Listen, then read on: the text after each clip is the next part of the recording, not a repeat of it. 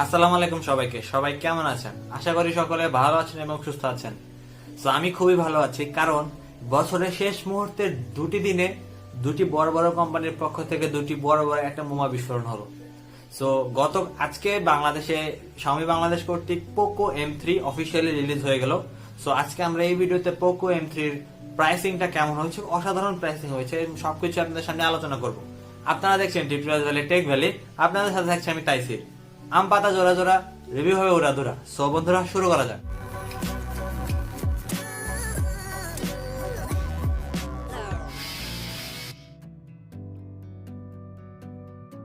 মূল ভিডিওটি শুরু করার আগে আপনারা যদি আমাদের চ্যানেলে নতুন হয়ে থাকেন তবে এখন সাবস্ক্রাইব করে নিন এবং পাশে থাকা বেল আইকনটি বাজিয়ে অল করে দিন।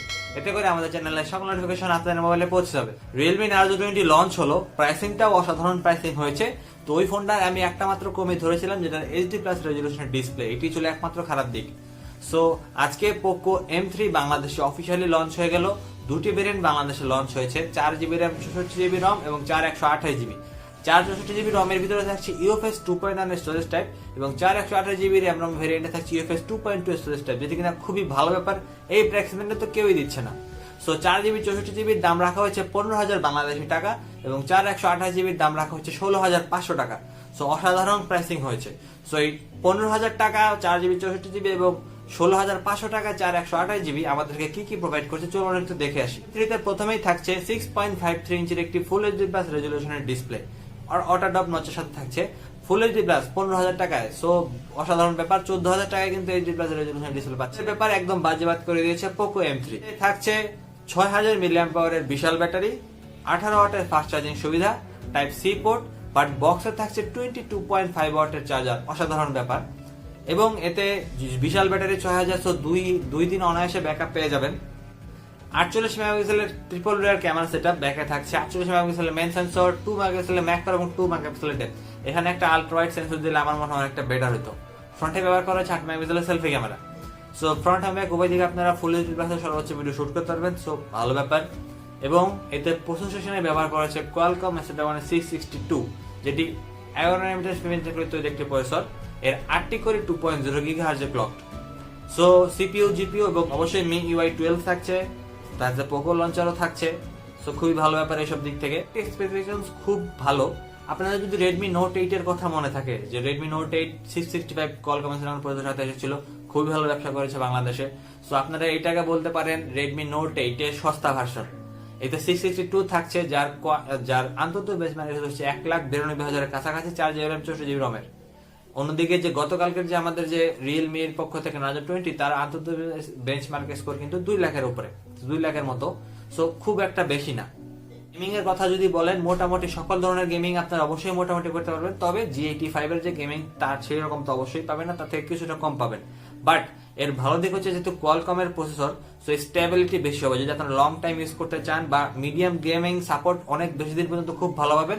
যার G85 যদি 6 মাস সার্ভাইভ করে, এই ফোনটি অবশ্যই 1 থেকে 1.5 বছর সার্ভাইভ করবে আপনার কাছে। সো মিডিয়াম গেমে একই রকম পারফরমেন্স থাকবে। এবং সো প্রসেসর দিকটা তো অবশ্যই ভালো বলতেই হয়।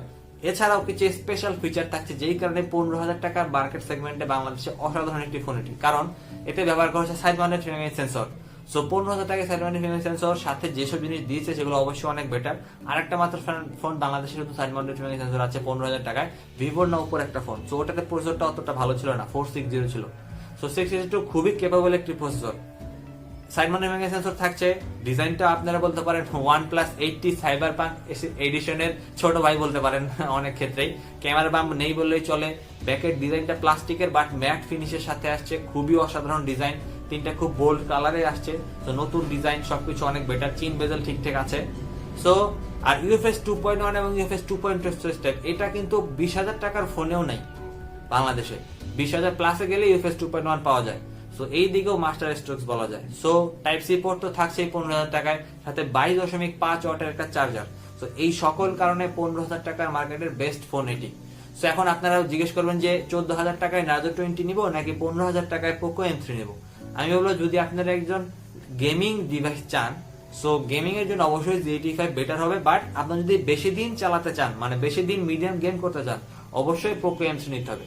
পোকো M3 হচ্ছে একটা allrounder phone, full HD plus এর ডিসপ্লে, 48 মেগাপিক্সেলের ক্যামেরা এবং মোটামুটি স্টেবল পারফরমেন্স পাবেন, লং টাইম রান করতে পারবেন। সো আপনার যদি ইনিশিয়াল পিরিয়ডে খুব ভালো গেমিং এর দরকার হয় এবং 4-5 মাস পরে মনে হয় যে ফোনটা চেঞ্জ করতে পারবেন, তাহলে আপনি অবশ্যই 14,000 টাকায় নার্জো 20 নেবেন। আর যদি ওভারঅল আমার ভালো ক্যামেরা চাই, ভালো গেমিং চাই, মিডিয়াম লেভেলের খুব ভালো ডিসপ্লে চাই, সাইড মাউন্টেড ফিঙ্গারপ্রিন্ট সেন্সর চাই, স্টোরেজ টাইপ চাই UFS 2.1, LPDDR4X র্যাম টাইপ, তো সবকিছুর জন্য একটা অলরাউন্ডার ফোন রিলিজ করেছে Xiaomi বাংলাদেশ। সো বাংলাদেশের মোবাইল মার্কেট খুবই গরম হয়ে উঠেছে, খুবই ভালো ব্যাপার। 13,000 থাকছে ইনফিনিক্স হট 10 বা Tecno Spark 6, 14,000 Narzo 20 G85, 15,000 Redmi 9, আরো থাকছে পোকো M3। আর যদি আপনি আসলে একজন গেমার চান এবং প্লাস ফুল এইচডি প্লাসের ডিসপ্লে চান, তাহলে অবশ্যই হলো 16,000 টাকায় 6GB RAM 64GB রমের Poco M2 নিতে। পোকো M2 গেমিং পারফরমেন্স কিন্তু পোকো M3 থেকেও বেটার হবে। সো সবকিছু মিলিয়ে পোকো M3 হচ্ছে মিডলে এবং খুবই ব্যালেন্সড একটি ফোন।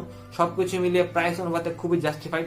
আর 58% ট্যাক্স পড়ার পরেও যে এইরকম প্রাইস রাখতে পারে, রিয়েলমির আসলে শেখা উচিত। আশাবাদী যে এইরকম প্রাইস সেগমেন্টে যদি তারা ফোন লঞ্চ করতে থাকে, বাংলাদেশের মোবাইল মার্কেটে স্টেবল হবে। সো বন্ধুরা, ছিল আজকে আমাদের ভিডিওটি কেমন লাগলো? ভালো লেগে থাকলে লাইক করবেন এবং শেয়ার করবেন। পরবর্তী ভিডিও দেখা হবে সবাইকে। আল্লাহ হাফেজ।